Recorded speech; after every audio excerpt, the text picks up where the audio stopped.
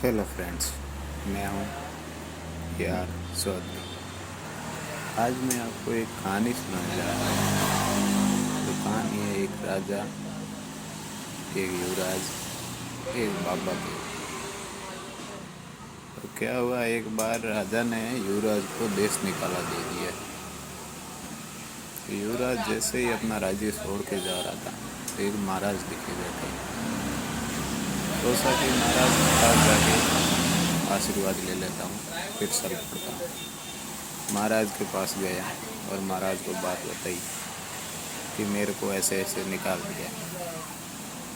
तो महाराज ने उसको 4 बात बताई।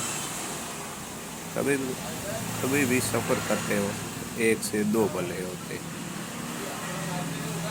और दूसरी बात बोली थी कि कभी भी खाना खाओ जांच परख के खाना, या किसी को पहले खिला के खाना। और तीसरी बात थी कि कभी भी नींद आए तो बिस्तर कभी भी सेक करके सोना चाहिए, अच्छे से देख के फिर सोना चाहिए।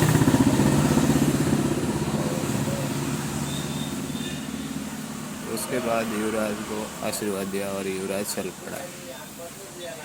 चलते चलते एक बाज कछुए को उठा के लेके जा रहा था।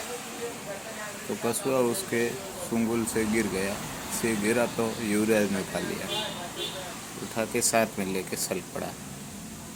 जैसे युवराज ने उसको साथ में लिया, चलते चलते युवराज को नींद आने लगी।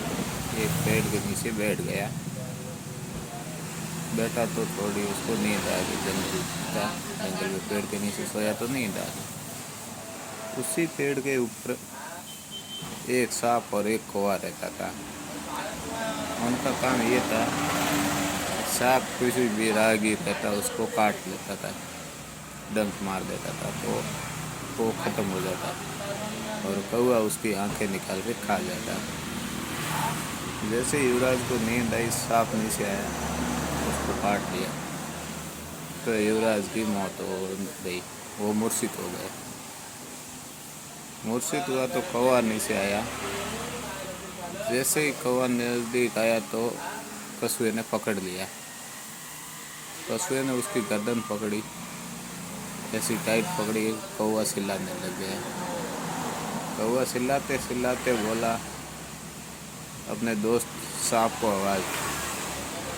सांप आया, उस कछुए को इतना डंक मारा मगर उसके ऊपर कोई असर ही नहीं होता। वो क्या, गर्दन अपनी खोल के अंदर छुपा लेता तो उसके ऊपर डंक का असर नहीं होता।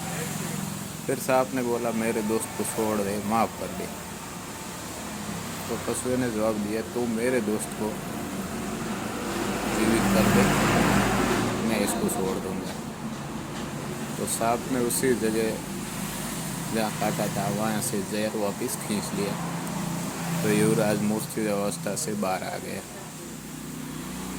जैसे ही मूर्छित अवस्था से बाहर आया तो उसने छोड़ दिया कौवे को कछुए ने। युवराज ने होश में आया तो कछुए ने सारी बात